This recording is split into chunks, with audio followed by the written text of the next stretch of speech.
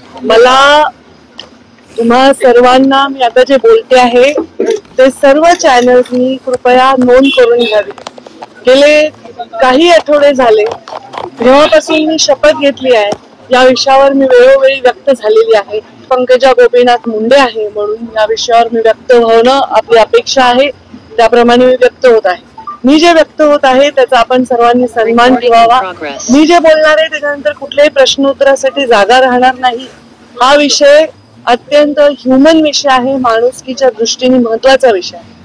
मला आपण प्रश्न विचारणार आहात त्यापूर्वी मी हे सांगते की काही व्हिडिओ सोशल मीडियावर व्हायरल झाले संतोष देशमुखांना मारण्याच्या संदर्भातले। मला त्याच्याविषयीची माहिती नाही, पण इंस्टाग्रामवर मी फक्त एक पोस्ट पाहिली। ते व्हिडिओ उघडायची किंवा बघायची माझी हिम्मत देखील झाली नाही, कारण ज्यांनी त्यांना एवढ्या अमानुषपणे मारलंय आणि एवढ्या अमानुषपणे मारून त्याचा व्हिडिओ केलाय, त्यांच्यामध्ये जेवढी निर्मनुष्यता आहे किंवा ह्या व्हिडिओचा काहीतरी आपल्याला वापर करायचा अशा काहीतरी कोणीतरी प्रयत्न करत असेल त्याच्यामध्ये पण जी निर्मनुष्यता आहे ती माझ्यामध्ये नाही, ते बघण्याची माझी हिम्मत नाही। संतोष देशमुखांच्या हत्येनंतर मी पहिल्यांदा मुख्यमंत्री महोदयांना पत्र दिलं होतं आणि 12 डिसेंबरला मी याच्यावर संपूर्ण भाषण माझं आपण पहा ऑनलाईन आहे, मी व्यक्त झालेली आहे। आता यामध्ये कोण आहे काय नाही, कोण इन्व्हॉल्व आहे, कोणाचा हात आहे हे केवळ आणि केवळ तपास यंत्रणेलाच माहिती आहे।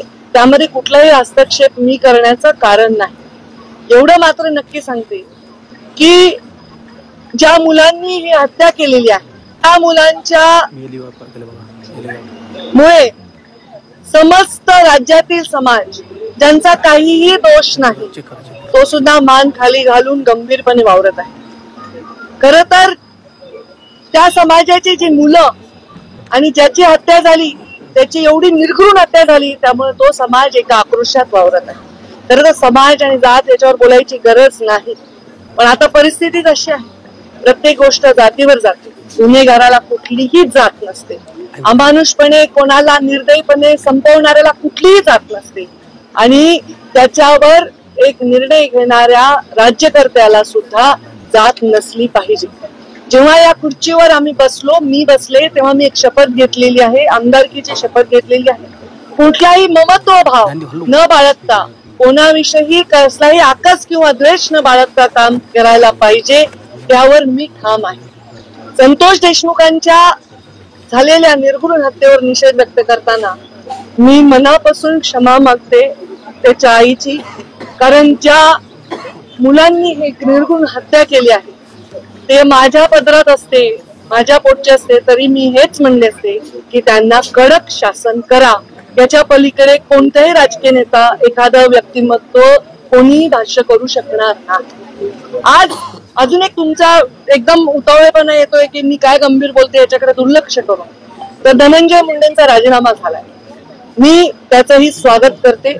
हा राजीनामा फार आधी व्हायला पाहिजे होता, हा राजीनामापेक्षा शपथच नाही व्हायला पाहिजे होती, तर या सगळ्या गोष्टींना पुढच्या भोगांना कदाचित सामोरं जावं लागलं नसतं। घेणाऱ्यांनी सुद्धा आधी घ्यायला पाहिजे होता, धनंजयनी सुद्धा आधी राहायला पाहिजे होता। या सगळ्या वेदनांपासून कदाचित गरिमामय त्याला एक मार्ग मिळाला असता।